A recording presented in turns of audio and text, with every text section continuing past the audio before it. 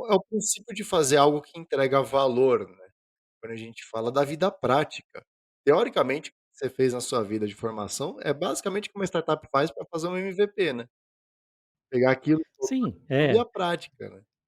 E eu fui à realidade, identifiquei um problema, né, um problema real que existia no mercado, né, e resolvi desenhar uma carreira aí, né. Não é à toa que até aquele livro do Design Canva, né, tem uma versão dele para carreira, né.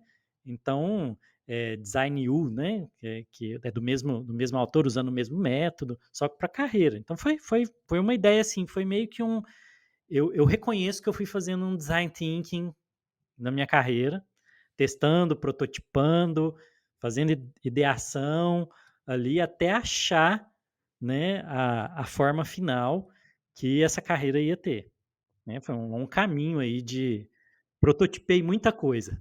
você sabe que tem um livro, tem uma das matérias do MBA de Stanford que mais são procuradas e muitas vezes não tem vaga, é uma matéria chamada Designing Your Life.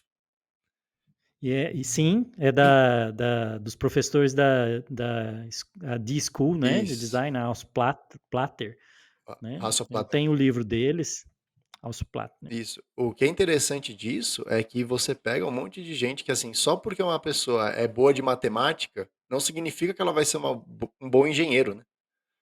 É. E o que ele mais incentiva é testar. Então fica aqui a dica para você que está ouvindo esse podcast, olha um exemplo legal aqui de testar e de ir para a vida real, né, para você conseguir desenvolver uma carreira.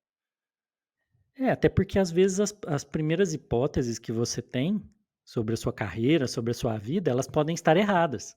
Hoje eu entendo que eu me envolvi com a vida religiosa, quando eu faço um volto atrás, né, eu vejo o momento, eu consigo lembrar o momento em que eu falei: "É isso que eu quero fazer da minha vida", lá atrás. Foi um momento em que eu estava dando aula.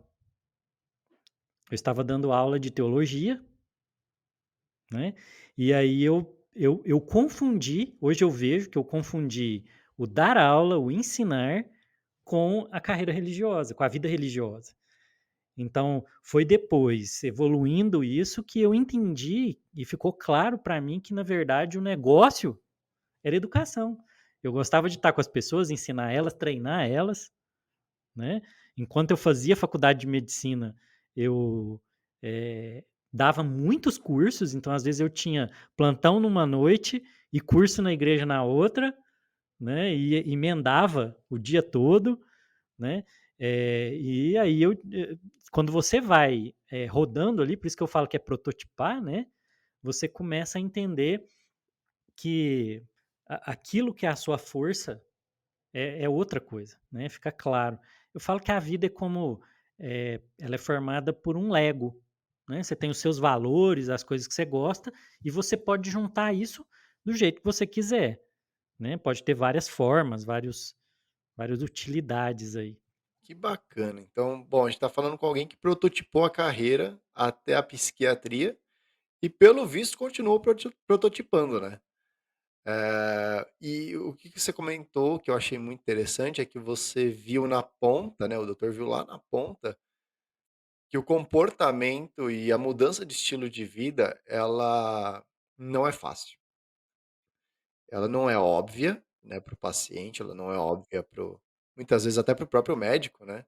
Quem daqui não conhece um cardiologista que fuma e é obeso, né. É, conheço vários, né, que acontece isso. E sabe dos riscos, né. Muitas vezes a ciência do risco não quer dizer a mudança de hábito, né. Então O conhecimento ele não é capaz de mudar o comportamento, né. exa Precisa de mais coisas, é uma coisa que a gente vive dizendo, assim, né, na MEV Brasil. O conhecimento não muda comportamento.